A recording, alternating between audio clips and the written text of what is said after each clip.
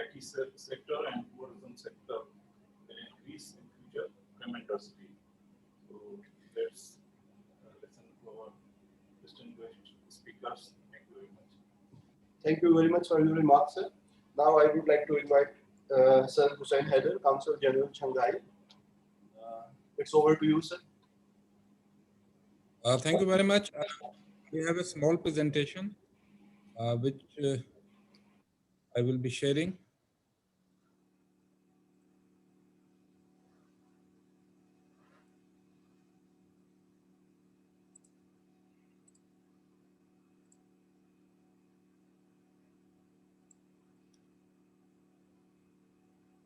So welcome to the presentation. Basically, this presentation focuses on the potential of the YRD region. It's a general introduction to the YRD region of China. As you know, China is the world's second largest economy. And in 2020, Chinese economy surpassed 15 trillion US dollar mark to reach 15.42 trillion US dollar, and it constitutes 17% of the global economy. China, you all know, is the world's largest country with respect to population. In 2020 as well, China's per capita income in China reached close to 11,000 US dollar, making China a high middle income country. And we believe in a couple of years, China will join the list of high income countries. China is the world's largest exporter of goods and the second largest importer of goods. And the exports of goods in 2020 was 2.59 trillion US dollar, and imports of goods were 2.05 trillion US dollar. And according to the United Nations recent report, which published yesterday, in 2020, China became the largest recipient of foreign direct investment, and total FDI into China was 163 billion US dollar last year. And China, during last few years, has also become one of the major donors or sources of foreign direct investment. And last year, foreign direct investment outbound FDI from China was 110 billion US dollar. China is also a major player on export and import of services, and has the largest foreign exchange reserves, which amounted to 3.21 trillion US dollar at the end of last year, that is 2020. So this is the jurisdiction of our consulate. It's called the Yangtze River Delta region. It is the famous eastern region of China, which has taken the lead in China's reform and economic development. Shanghai is the seat of the consulate, which is China's largest urban center and has the status of a municipality, which means it's closer to the status of a province. Then we have three provinces: Jiangsu province, Zhejiang province, and Anhui province. So these four provinces together constitute the consular jurisdiction of the Shanghai mission. These are some of the salient features of the YRD regions, the Yangtze River Delta region. It's China's most technologically advanced region. It's the region with the highest per capita income in China, the highest share in China's GDP and foreign trade among all the regions. It is home to the world's largest port. The Shanghai port is the world's largest port. It is the regional headquarters of a number of multinational enterprises, and China's famous e-commerce giant Alibaba Group is also headquarters in this region. This region is a large source of foreign direct investment in Pakistan in different sectors such as textile, power, energy, and infrastructure. And we believe that we will be receiving more Chinese investment into the ICT sector of Pakistan as well. And this webinar is part of a series of efforts to introduce the Pakistan's ICT potential to the Chinese and to the Chinese market to the Pakistani side. This is the composition of the YRD region. It is more or less the same as of China, but Shanghai stands out because in Shanghai, the share of services is the 70% of the total economy of Shanghai. And this is like most of the developed cities in the world, which have the high share of services. The second major sector in Shanghai's economy is the industrial sector, which accounts for 28.6% of GDP. And the share of agriculture in Shanghai GDP is only 0.4%. So services, particularly the high-tech services sector, is the mainstay of Shanghai's economy. This is the profile of YRD region. As you can see, Shanghai's GDP last year was 554 billion US dollars. So one city's GDP is 554 billion US dollar. The GDP of Jiangsu province was 1.4 trillion US dollar. That of Zhejiang province is 890 billion US dollar, and that of Anhui province is 538 billion US dollar. Similarly, you can also see the export, import, and population of the of Shanghai and the other regions of the consular jurisdiction. So the number can tell you that how much bigger this region is in terms of the size of the economy, trade, as well as population. YRD region, though it consists of only 4 provinces, including 1 municipality, but it accounts for 37% of China's global exports, 36% of China's global imports, and 23% of China's GDP. So Chinese economy is largely dependent on the economy of the YRD region. This is the industrial profile of the YRD region. As you can see that the 3 top sectors in the YRD regions are the electrical machinery, auto manufacturing, and ITC products. So this high-tech sector is the mainstay of the economy of the YRD region. There are other sectors as well that you can see in the graph, like garment and apparel, electric power generation, and pharmaceutical. But the 3 major sectors are the electrical machinery, auto manufacturing, and ITC products. And this ITC products, of course, is of very interest to us because this is what the basic topic of this webinar is. This is Shanghai's industrial profile. And as you can see that 20% of Shanghai's industry consists of automotive manufacturing, and followed by the computer and ITC products. So these together make up nearly 40% of Shanghai's industrial profile, followed by some other sectors. So in Shanghai, the emphasis on high-tech industry, and total, if you can count it, that high-tech industry accounts for 69% of the total economy of Shanghai. These are some other features of Shanghai, like Shanghai is China's leader in e-commerce, and the last year the turnover of e-commerce was 474 billion US dollar. Per capita GDP in Shanghai is 22,800, which is double the GDP of China as a whole. Shanghai is the regional headquarters of 763 multinational enterprises, which shows their trust in the economy of Shanghai.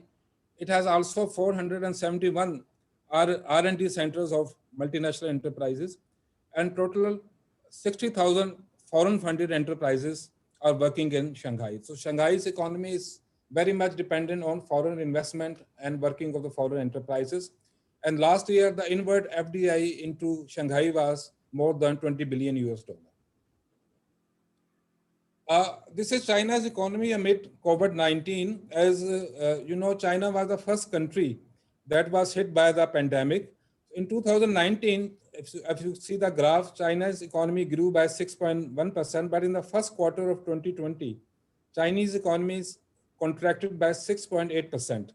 So that was the worst performance of Chinese economy since the economic reforms began more than 40 years ago. But because of successful fight against the pandemic, Chinese economy was subsequently put back on track. In the second quarter of 2020, Chinese economy registered growth of 3.2%. In the third quarter, it further grew to 4.9%, and in the fourth quarter, it grew to 6.5%. So China's economy has what we call the V-shaped economic recovery. And for the 2020 as a whole, Chinese economy registered growth of 2.3%. And China was the only major economy that registered a positive growth during 2020. And according to most forecasts, particularly by World Bank and IMF, Chinese economy is projected to grow by 8% during 2021.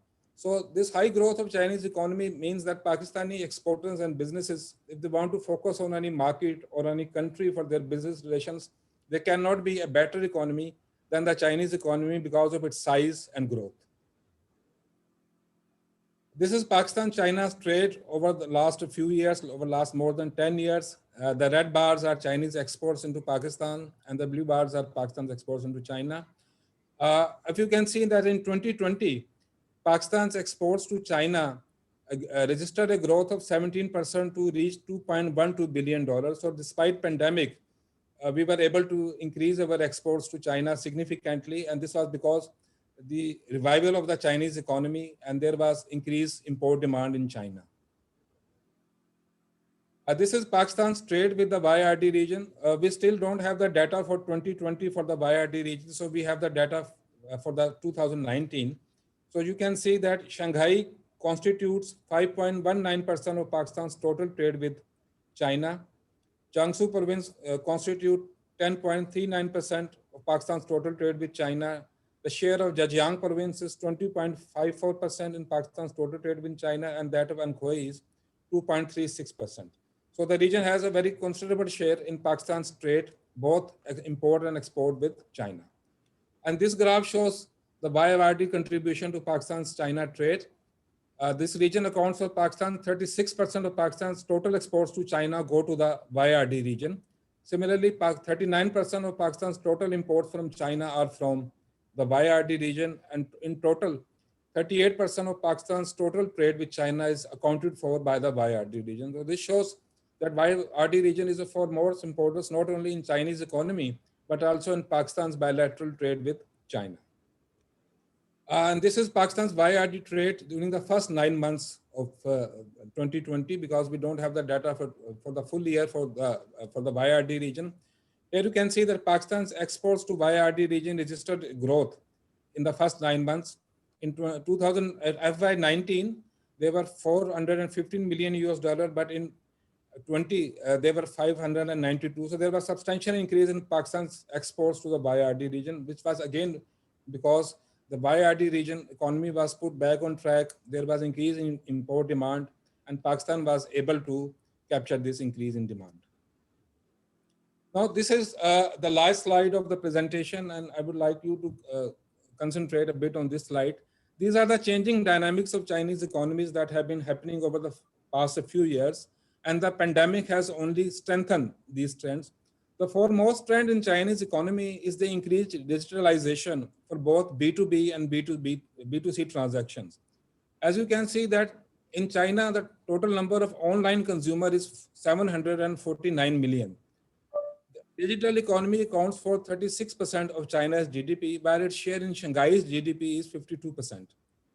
E-sales account for 1/3 of total sale in China. And in 2020, China's e-commerce exports, that is exports through e-commerce, registered increase of 40%, while China's imports through e-commerce channel registered increase of 17%. So the point that I want to put across is that if Pakistani businesses want to do business with China, they need to have access to digitalization. They need to go digital so that they can capture the Chinese market and penetrate it. And because ICT, we are talking about the ICT, so that put ICT in a very advantageous position from Pakistan, that if they can do business with China and penetrate the. Another feature of China's economy is that the growing importance of the domestic market. Traditionally, China has pursued an export-led growth strategy, but over the last couple of years, the focus has shifted from exports to the domestic market. So now China is increasingly focused on the domestic market, on increasing consumption, which is creating additional space for imports, which Pakistan can also fulfill. And Chinese economy has been characterized as the on-demand economy, which means that because of the digitalization and increase in per capita income, people just log on to their mobile phone, and if they want to buy some product, they just place an order and the product is delivered to them. So this is very important for understanding and penetrating the Chinese market. So now we have globalization and globalization 2. In globalization 1, the first phase was that China was at the center of global supply. In globalization 2, it is said that China will remain at the center of global supply, but China will also be put at the center of global demand. So China will push the global economy both through supply and through demand. And increasing demand, of course, is something good for Pakistan, which wants to increase its exports to the Chinese market. In China, the competitiveness of the businesses has gone up tremendously over the years. And now Chinese are making an increasing use of indigenous technologies. They want to be self-sufficient in technology. And finally, the role of the private sector in Chinese economy is increasing. So this creates opportunities for the private sector in Pakistan as well, because we know that in Pakistan, the economy is private sector driven. So these are some of the major trends and dynamics of Chinese economy, which we need to understand and adjust ourselves if we want to have successful business with China. So that was the end of the presentation. I am grateful to you for having taken time and had this presentation. Thank you very much. Thank you so much, sir, for this insightful analysis of YRD region.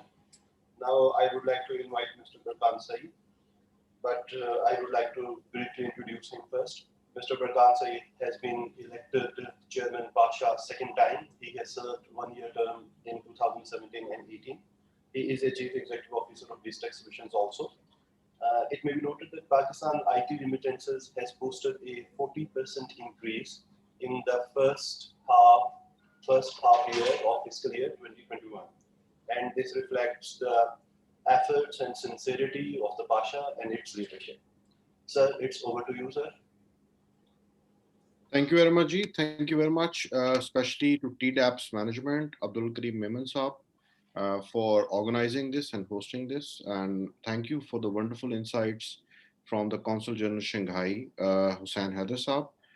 It was indeed fascinating to know about some of the facts that are there related to China. So I hope everybody can see my screen, and so then I can continue. Okay. So I will be talking about the opportunities that are there in Pakistan. What is the sector doing, and what are the success stories mainly from Pakistan. So one of the key advantages of Pakistan is that we have a relatively very younger population. 50% of them, our population of around 220 million people is under 25 years. So we have a very strong advantage in a young population that is skilled and that is ready to do some good work and already proving in many areas. We have 49% English speaking people, and Pakistanis are creating, because of this strength that we have, we are this resource of us is very good for providing outsourcing and accounting and audit services to countries in Europe, USA, and overall all the English speaking countries. We have around 173 recognized HEC universities, and we have around 700,000 students, graduates per year. Around 20,000 students are graduating every year in IT alone. This is very critical as well, because this is critical to fulfill the supply gap of Pakistan, as well as I will talk about later in China, that there is a huge demand in China for skilled resource, which these graduates and our young population can play. And then we have 165 million cell phone users, out of which there are 76 million smartphone users and 78 million broadband users. We have a 4G penetration, which is not only in cities, but also going into smaller cities, and the government is taking a lot of initiatives to provide 4G services and fiber to other cities and smaller cities. And one of the advantage that we had because of that was that after post-COVID situation, our companies were able to continue work from home very easily, whereas our competitors like India and Philippines faced a lot of issues with enabling their worker to continue work in the post-COVID lockdown situation. Some of our industry statistics, we have around a $3 billion industry with around $2.5 billion exports and a $500 million domestic industry. This industry, although very small as compared to China and our counterparts, but we just registered a 40% growth last year, which makes IT the fastest growing and the #1 services sector in Pakistan. And this is the reason that government is now increasing a lot of focus on IT as well. We are having major investment deal almost every month. A lot of companies are interested in Pakistan, and Pakistan has also been marked as the next country where the next unicorn will be produced in the next 5 years. We have around 7,000 plus tech companies, mostly providing services. I will give a breakdown later where these companies are providing the services. Our e-commerce spending, although not much, is also growing very fast currently, and a lot of people, especially in the post-COVID situation, especially in the cities, are ordering most of the things from online marketplaces.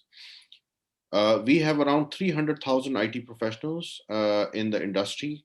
We are the fourth largest freelancing population, and almost on all the top major platforms like Upwork, Fiverr, our freelancers are in the top 3 or 4 position. And we are ranked ninth globally for a booming digital economy. So this is the composition currently of our IT sector. We are providing a good chunk is the high-end software development, which is our largest, about 30%. I will definitely be sharing some success stories, like what kind of software is being developed in Pakistan, what kind of companies are working from Pakistan, providing these high-end development services. We are also into BPO. 27% of our sector is BPO, and then some high-end areas like AI, blockchain and data services, embedded system design, and system integration. Bakan, may I interrupt? Sorry, the slides are not moving forward.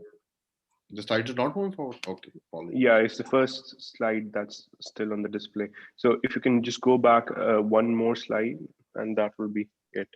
Thanks. Yes, apologies.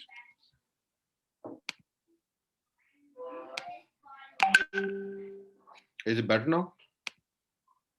Yes, it's visible now. Thanks. All right. Apologies, you had to go through all that data like this. So again, just showing you the existing slides. This is what I was talking about mainly. And now I will move on to the export markets that we have. So currently we have around, our biggest export market is the US, comprising more than around 53% of the total exports. We have explored other countries as well. We are doing good. We have, as an industry, tried to explore China as well. But definitely there are barriers which I think we need to work across to increase our exports to China, especially the language barrier, I think, and the visa related issues. So I would talk about some of the key advantages that we have.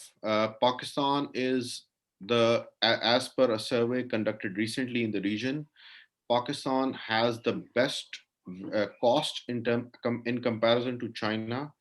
In India, China is way more expensive, but we are best cost in terms of compared to Sri Lanka, India, and Bangladesh. We are around 40% more cheaper in terms of the cost, providing better value and also high-end skills as well. So this is our key advantage. We are also, from an infrastructure point of view, one of the cheapest in the region. It's easier to set up and less costly to set up in Pakistan than compared to our countries which are good in outsourcing, like Philippines, India, Bangladesh, and Egypt. So there are many incentives that are happening. There are currently some incentives, but there's a major package coming in the form of special technology zone. So we have we already have an income tax holiday till 2025. So those companies from China looking to set up in Pakistan, they have income tax exemption. There is also a 5% cash reward on IT exports. So any companies exporting from Pakistan will be given a 5% cash reward. The special technology zones are going to be a major changer with companies with incentives to the private sector, to the real estate developers in the form of income tax exemptions, no custom duties, no sales tax, no payroll tax, and easy flow of capital in and out of Pakistan, which a lot of companies, they have a problem with currently, easily bringing money into Pakistan, easily taking out. So there are a lot of incentives planned, and there are zones planned in Islamabad, Karachi, and Lahore, and Peshawar, in all the major cities. And we are expecting that this initiative alone will bring around $5 billion US investment in the next 3 years in Pakistan. And yes, there is one important thing that there is also work in progress on one window process with government departments, because to deal with all issues, not just registering of companies, but also issues with all the local departments, to facilitate companies to easily set up zones and set up, solve their taxation and all other government department related issues. So these are some of the success stories from Pakistan. Affinity is a US-based unicorn, currently valued at around $1.6 billion, with a big part of their workforce working from Islamabad, Pakistan. We have current companies like TRG, which employs more than 20,000 people in 26 cities. Post-COVID, all these companies, one important fact that post-COVID, all these companies are growing very fast. And because of the issues that were faced in Philippines and India, these companies are witnessing phenomenal growth, and the trust of international customers in keeping their offices in Pakistan has increased tremendously because of the positive steps being taken by the Pakistan government, especially in the BPO space, where in the post-COVID situation, the government did not close the BPO services and kept it as a priority, and managed it in a way that the BPOs stayed operational and the IT companies stayed operational even during the lockdown. Similarly, there are companies like Infotech and NetSol. NetSol is also providing a lot of services to companies in China and doing some really good work.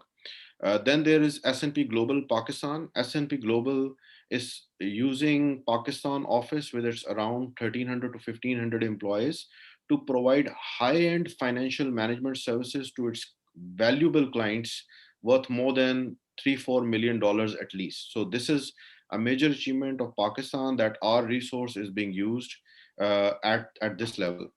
Then there are companies like CureMD. Quixel is a company which was recently acquired by a big company in the gaming industry, Epic Games. Then we have Contour Software, which is a Canadian listed company, fastest growing company in Pakistan, with around 1,000 employees right now and looking to grow to around 3,000 in the next 1 year. System Limited, which was recently marked as Forbes Asia 200 best under a billion. This is also stock exchange listed companies, one of the best in the region. TPS is a big player in financial space, providing services like Jazz Cash and UAE National Payment Gateway, and also recently won a huge project for providing all the financial wallet services in the Europe. So this company offers a lot of solutions in the digital payment and banking space. And then there's Infotech, which is doing a lot of work in Africa. Then in the startup space, there are many success stories. The Chinese, especially venture capital firms, are key players in this space with a lot of investments coming from China, especially the e-commerce space, where one of our biggest platform, Daraz, has been acquired by a Chinese company. Similarly, there are payment gateways, and Chinese players already have seen the opportunity and are now one of the leading players in the payment gateway and wallet space in Pakistan as well. So these are some of the companies in the startup area which are getting investment, but there are a lot more other companies since we made this presentation who have recently acquired a very, very large funding, like Baikia and Bazaar, which is an e-commerce startup as well. These are some of the international clients, some big names that our companies are working with. We are working with companies like a lot of major players in Middle East, a lot of major players in Europe and United States as well. So these are some of the players which have offices in Pakistan. Keep Trucking is a leading company in US in the truck space, truck tracking space. Then there are companies like S&P Global, Affinity, Huawei, which is a Chinese company, has a good footprint in Pakistan, doing a lot of work in Pakistan as well. And Chinese companies are seen very favorably in Pakistan overall in the business space. These are some of the fundings that were raised by the companies: Alibaba, $200 million, EasyPaisa, $184 million, Finja, and plus there are a lot more which we could not cover, but these are some of the major investments in Pakistan. So I would like, we all talked about Pakistan and China, but I wanted to talk about some of the opportunities that were there. I recently had a chance before COVID to visit China, and one of the things that I saw in China was that in the bigger cities like Beijing and Shanghai, there is a huge skill shortage, especially in areas which are, even though, I mean, you think that China is very big, but still, because the economy is growing so fast that there is still a huge shortage of skilled resources, especially in the technology space. There was around, as per my own survey, there was around 3x to 5x difference in the major cities in terms of salary. Like, for example, in Pakistan, you can get a programmer for $8,000 per year. But as per my estimates, it was around $20,000 per year in China. Sorry, this slides need a little correction. It was around 25,000 per year in China, and this is only for the average programmers. If you go to things like data scientists, artificial intelligence experts, the salaries difference becomes very huge, because the Chinese companies are also struggling to find resources in China for these areas. And definitely there can be a strategic interest in creating intellectual property and solutions, especially in the post-COVID world, where a lot of countries are focusing on developing their own intellectual property. And China is very heavily focused on creating its own, and also a leader in the world for creating their own creating their own IP and solutions. I think we as both countries should have, because we are very strategically aligned as well in the region, we should explore opportunities of creating solutions which should have a priority in the public sector as well as the private market, both in China and Pakistan. So Chinese companies also have an opportunity to set up offshore centers in Pakistan to target the BPO sector. Pakistan is an ideal place for setting up customer service for Chinese companies who want to target Europe, who want to target US. Pakistan is an ideal country because of we are already experienced in this area. We already have a good English speaking population. We are already providing these services. So we should encourage and invite Chinese companies to come to Pakistan and open centers through which they can service their American and European customers. Similarly, we can also do joint ventures to supply resources in China in area of skill shortage. Definitely, that will be very important of how we can do what we can do with our visa. So, for example, if Pakistani companies and Chinese companies can do joint ventures, and those joint ventures are allowed to bring resources to China on a 2-day or 3-day or 1-week notice, like the Denmark's Red Carpet program, I think that can go a huge way in providing resources to China. And I don't know, but what can be done on this, but this is just an idea, because I just also wanted to present some of the ideas that we had discussed in the industry. And I already talked about joint intellectual property creation. One thing that can be done is that startups already having solutions in Pakistan can be provided an easy platform to set up company in China, where they can open a bank account and they can open a payment gateway through, and also hosting their solutions in China, so that they can access the Chinese market, and through that they can provide solutions to if one of our startups becomes successful in China, I think that startup alone can probably be worth the total size of our exports to the world. So that potentially can be a big opportunity. So that's it. Thank you very much for your time and listening. I would again like to thank TDAP for hosting this event and giving us an opportunity. Thank you very much. Thank you so much, sir, for this valuable highlights of the ICT industry of Pakistan. Now I would like to invite Mr. Nicholas Lee, Director, Shanghai Information Industry International Cooperation Development Center, to highlight the opportunities of bilateral trade and investment in ICT sector between Pakistan and China. Sir Nicholas Lee.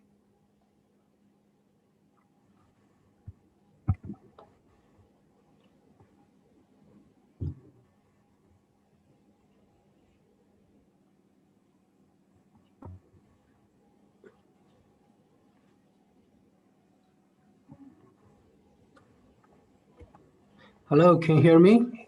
Yes, we can hear you, sir. Please. Okay, thank you. Okay, thank you, gentlemen from TDAP, from CG Shanghai, and MC from Beijing, and thank you, Mr. Hussain Haider, Mr. Bakan Sahid, and for your speech, and a very wonderful speech, and a very informative, a lot of information, very useful information for the cooperation. So today, I want to share with you of some the opportunities for the cooperation in ICT between Pakistan and China, at my view.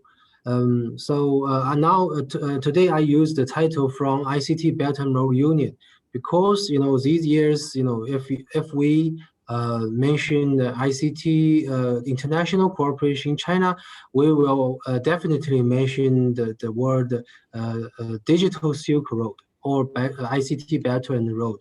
So this is a very high level initiative. So we will use this concept.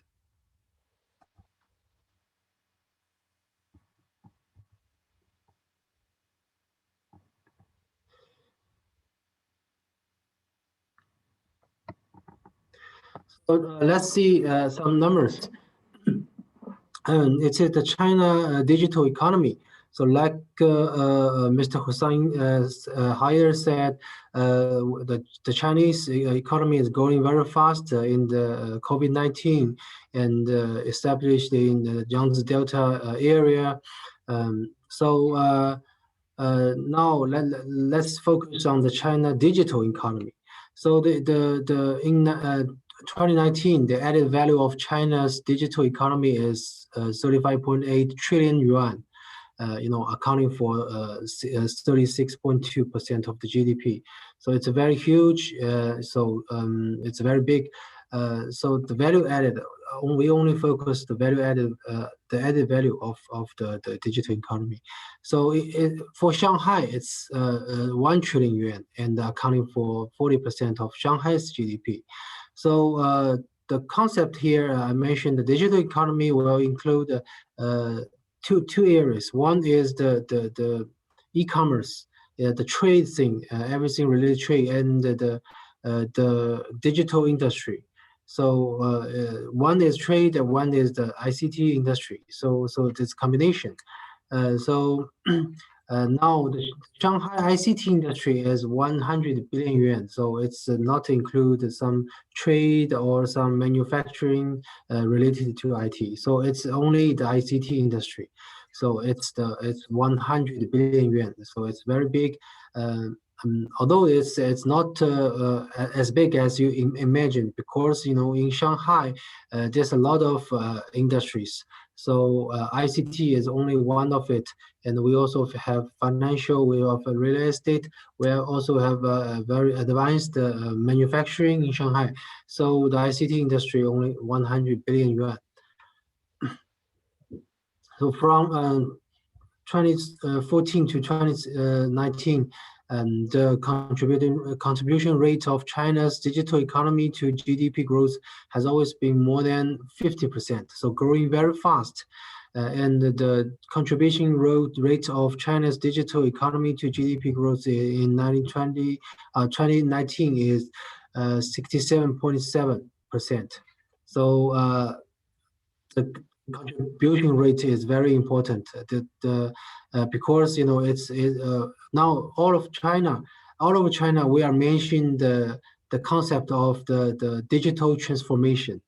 So this will bring a big market and bring a very huge investment and a very big change to China. So the whole China is doing the digital transformation, and in all areas should be digitalized. So if you're a factory, you need the internet of manufacturing technology or smart manufacturing. If you're in agriculture area, you need a digital agriculture application. If you are in trade, definitely you will use e-commerce. So any area are covered. So the growth rate will be very high. So by 2023, 51.3% of China's GDP will be directly or indirectly related to digital economy. So that's very big. Okay, so let's see the official guidance of digital Silk Road.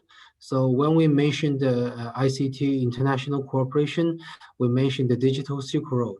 So there's a very three big policy related policy for this work. So the first policy is from China 14th 5-year plan. So as you know, the 5-year plan is the leading policy in China.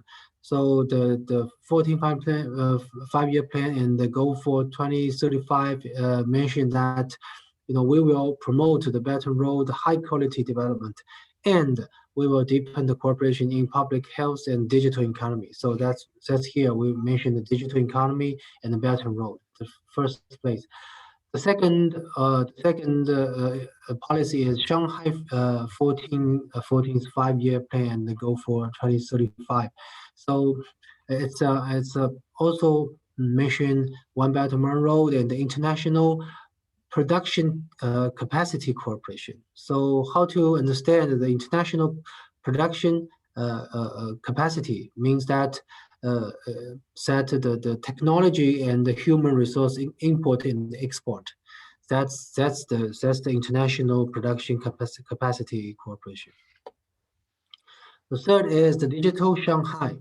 Let's see, the digital Shanghai policy just released in this month, this January 2021.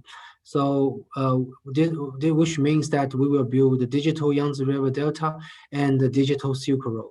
So this is the first time Shanghai mentioned the digital Silk Road, which means that Shanghai has more resources and more focus on the international ICT cooperation.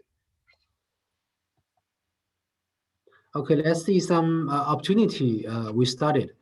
So in digital Silk Road, so we find that there's a very big opportunity waiting for us. So first, let's see 5G. So at the end of 2020, the total number of 5G based stations is around 1 million. So ranking the first in the world. So sorry, I just lose one word. It's in China. So the ranking the first in world. So with more than 200 million 5G users we have. So for One Belt One Road. So with weak infrastructure in Africa and African and Asian countries, China will help to build these kind of digital infrastructure. So build digital infrastructure is also a very big strategic policy in China. The second is the IoT. So by 2025, the global Internet of Things market will reach 1,567 billion US dollars. So China will account for nearly 1/3 of the global industry Internet of Things connections. So it's also a very huge market. So 26% is from United States, and the 24% of the global Internet of Things spending are from China. So China is just following United States to spend money on Internet of Things. So the third area is the e-commerce.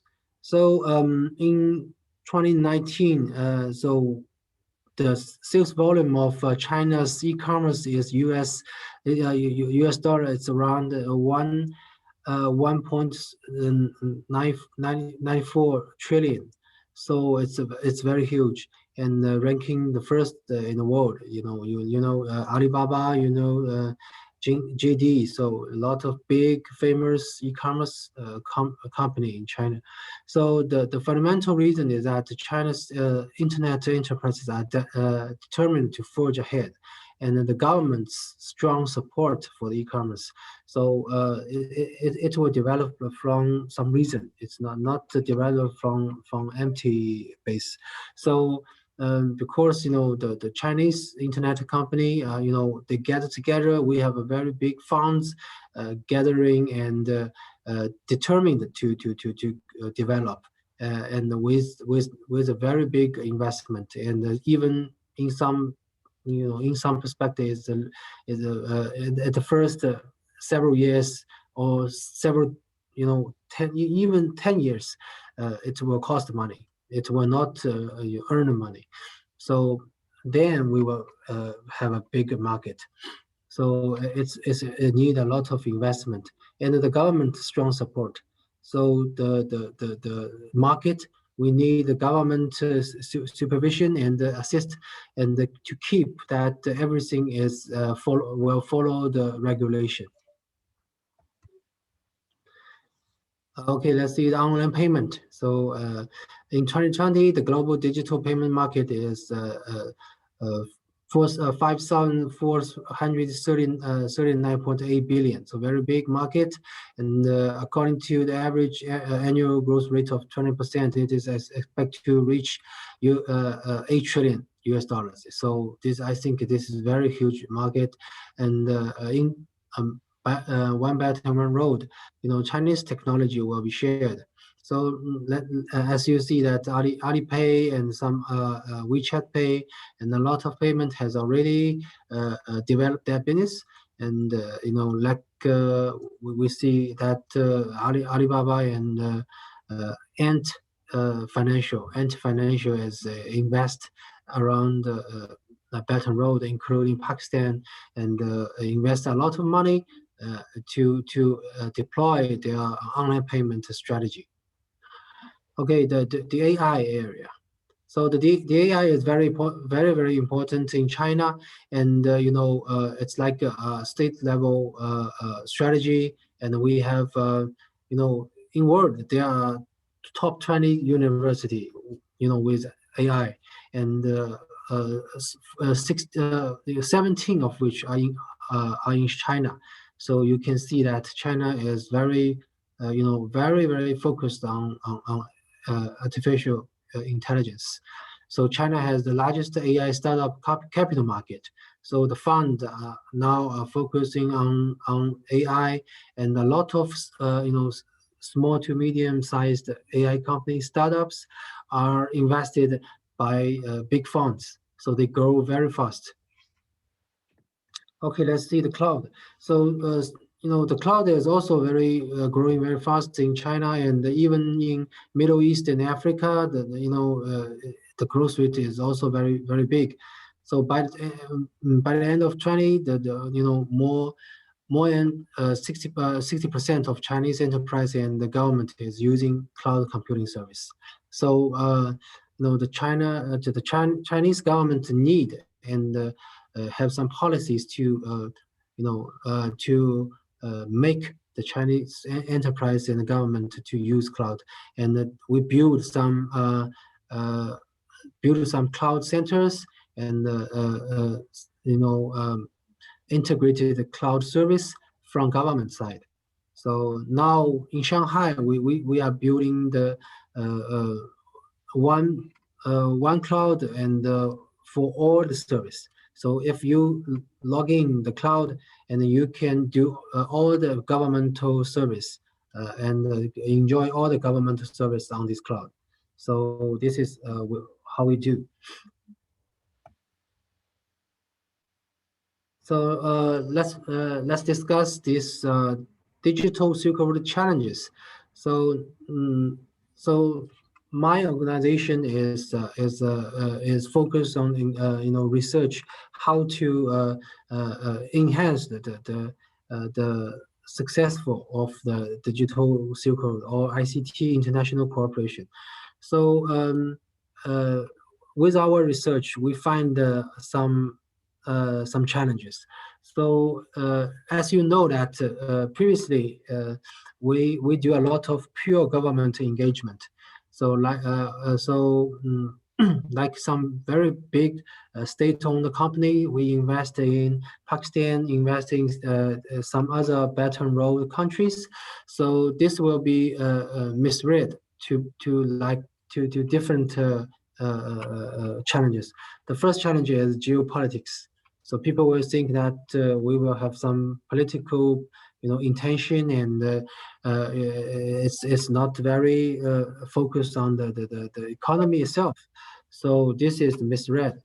So the second is the debt trap. So there's a lot of investment and there's a lot of debt. So if there's some dispute, and this will be misled to the debt trap. So this is second. The third is unsustainability. So a lot of government-led projects will lead to this misread. So this is three areas that if we only led by the government engagement. So the second is the pure private engagement. So if we do just a private engagement, this will be misled to monopoly. So people will afraid that if a very huge, a Chinese company like Alibaba or Huawei or some other company will come to this market, so everything will be monopoly. So we'll lose control. This is first. The second is the data safety. So of course, it's the private sector. So if you got, if we cooperate in ICT area, so who can ensure that the data is safe, right? So because your data is in a private company. The third is the limited resources.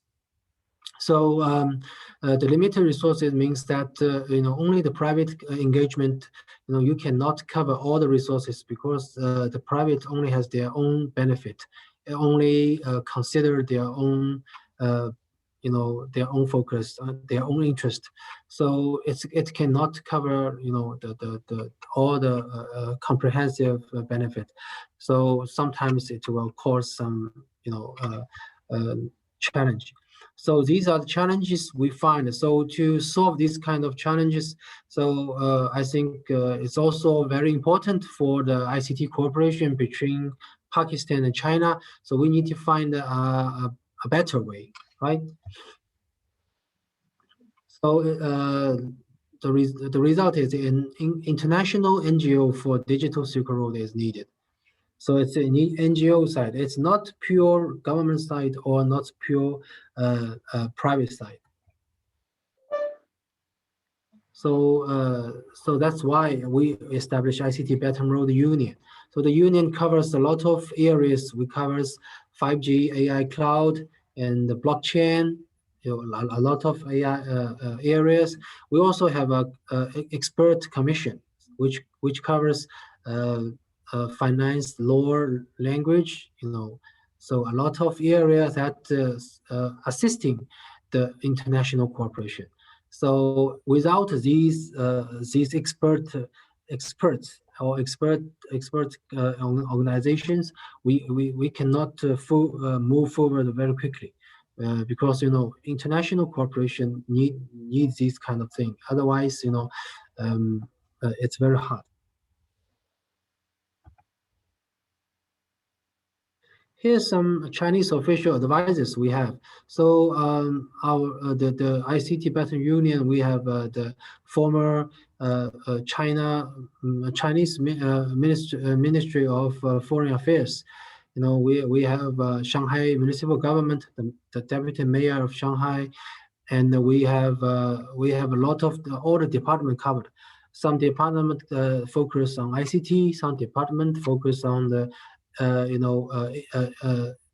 e-commerce, some department focused on only the commerce and the manufacturing.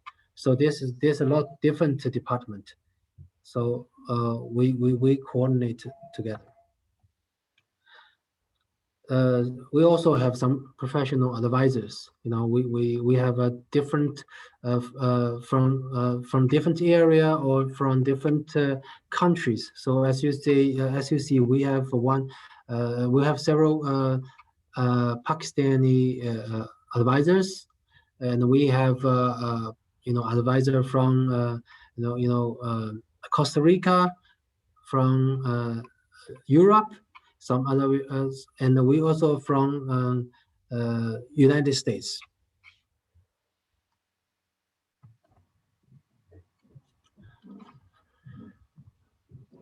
So it's our functions. So our function is that there's different areas. So to move forward, you need to have a lot of teams.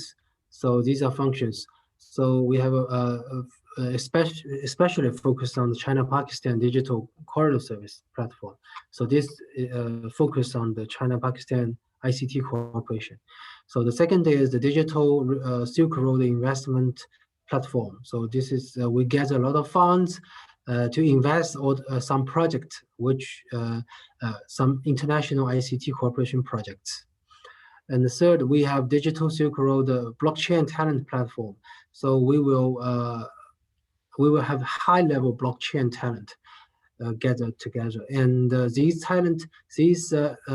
experts will assist the cross-border blockchain cooperation. And we also have industry digital Silk Road industrial chain cooperation platform. Like we help the cross-border FDI and outsourcing. Like we have already mentioned, outsourcing and the business market matchmaking among the Belt and Road countries. But we also have the e-signature service platform. We are now building a shared mutual recognition e-signature platform. As you know that the e-signature is not recognized, only recognized in the country itself. So each country has their own e-signature law. So different law has different rules, but we build this platform just using the blockchain technology to gather more and more partner in to make a shared mutual recognition e-signature platform. The last is the Digital Silk Road legal service. So we have a very big lawyer team that focus on overseas legal service. So here's because today I'm invited to this conference, so I think I just have some concept on how China and Pakistan can cooperate. So I just mentioned the concept of China-Pakistan Digital Corridor. So because China is a developing country, and now is a very big, strong economy. So China has gone the path of the developing countries. So China knows a lot of key points of the cooperation. So the subtitle of my concept is utilizing of the advantages of both. So at the beginning, so when China is very, the technology is very underdeveloped. The ICT technology is very underdeveloped, like 20 years ago or 30 years ago. So China cooperate with Western countries, and it just attract a lot of investment, attract a lot of advanced technology, and open the market, and give a lot of application area just to cooperate. So it's and also China opened the market of the cheap ICT human resource pool. So it's a very comprehensive cooperation.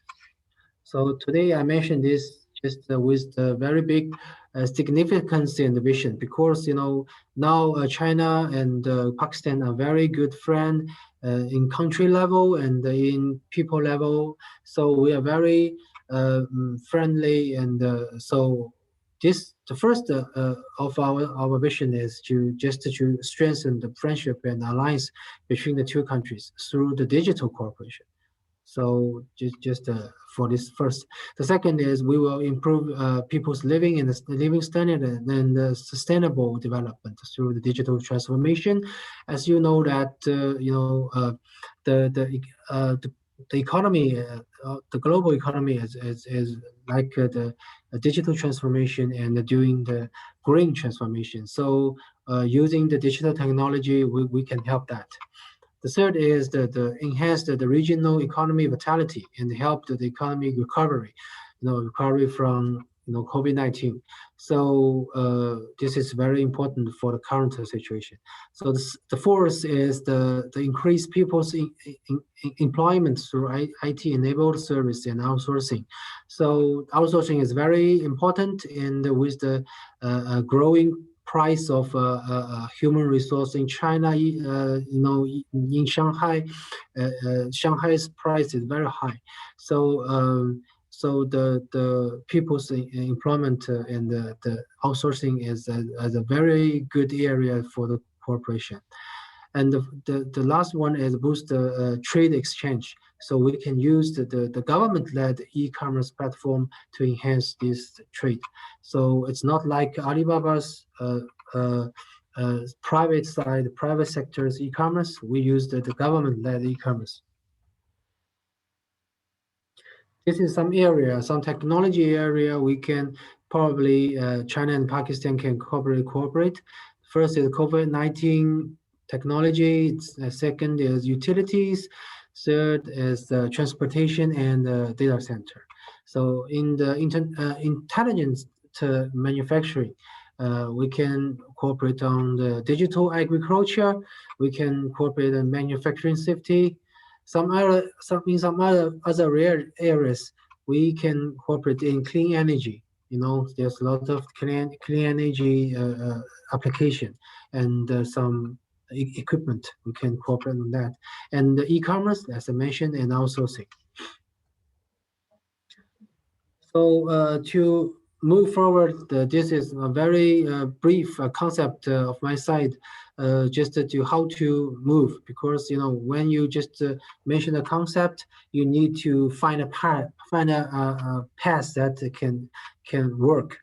So there's three models. The first is the government investment plus the technology donation. So as I said, we will cooperate with each other's advantage.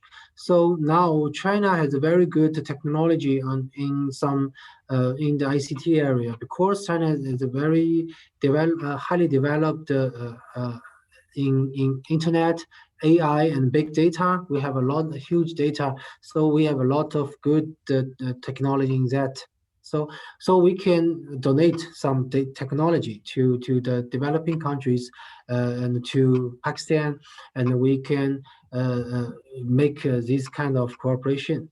So the second is the PPP. So for some projects, so the government and the private sector will invest together, and just to start some big some project that need some big investment. So in China, we have fund. We have a lot of big companies and interested in Pakistan market in the future. So we may find a good PPP model to bring some investment and also get some revenue generated from the project. The third is a company cooperation with government assistance. So the government is very important for the cooperation, because that's why we are here discussing this. So the government needed the pure company level business cooperation. So it's pure company level, but the government will play the role like the supervision and assistance. So with the assistance of the government, the company cooperation will be very good. So here's just a very some samples that could be in my or our organization's opinion. So it's very important. So the first is the data storage upgrading, the distributed data storage. So in the data storage, there's a lot of resource and good technology in China, and we have good data storage in China. So we can share this storage with Pakistan, and using the distributed technology, we can lower the cost, and with very high safety, because the information is fragmentation. It's a fragmentation. So, and then we can also keep this in a very good shape. It's environmental friendly. So the energy consuming is only 10% of the traditional data center. So this technology we can use. Okay, the second example is that the medical imaging. So the medical imaging is not only the medical ICT. It is it is cost-effective medical image on cloud, and or AI plus remote medical assistance, and it can also use the more than 50,000 Chinese doctor. We have already 50,000 Chinese doctor who can provide their service on the medical cloud. So the imagery, just for example, the image from Pakistan and upload to the cloud, and the Chinese doctor can check that and help some area that badly need medical service. So this we can use the resource from China. Here's a sample of the e-commerce. In China has a very big e-commerce market, and a lot of people want to buy Pakistan goods. And but I think a government-led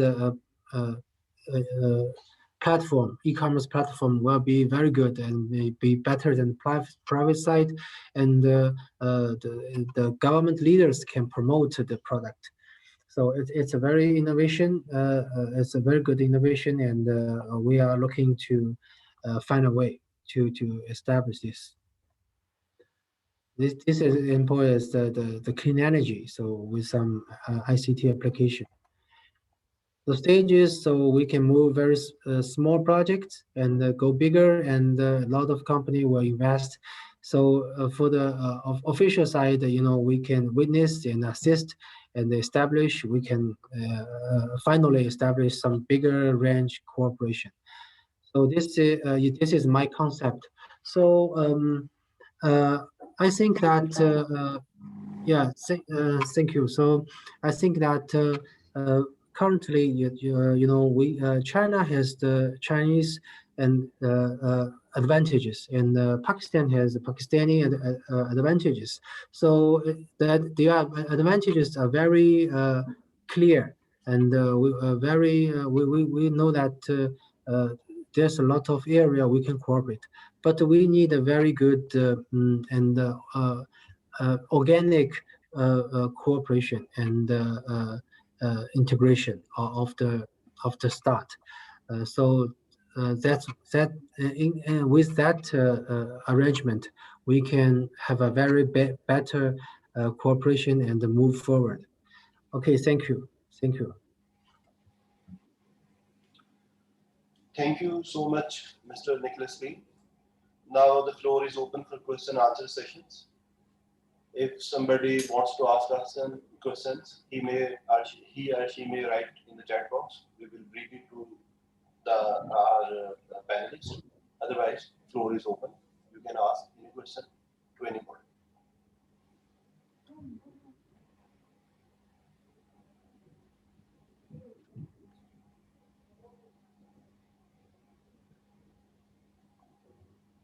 No question? May I ask if I may? Yes, please. Yes, please, sir.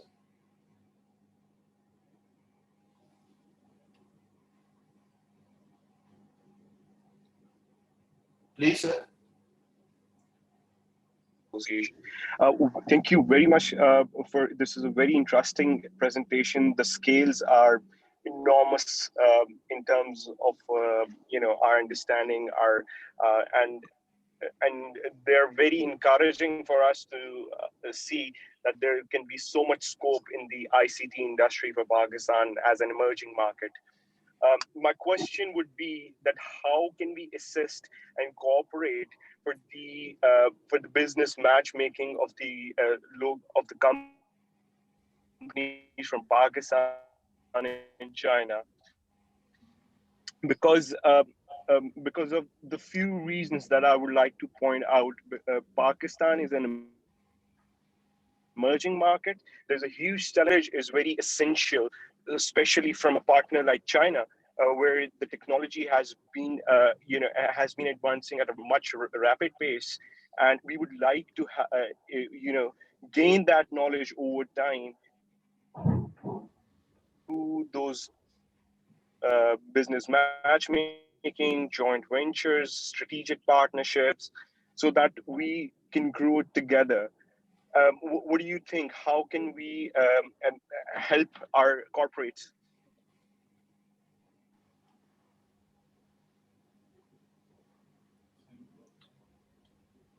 Sir Hussain, would you like to answer this question?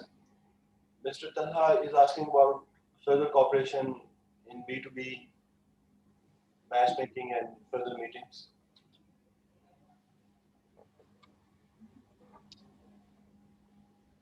Yes.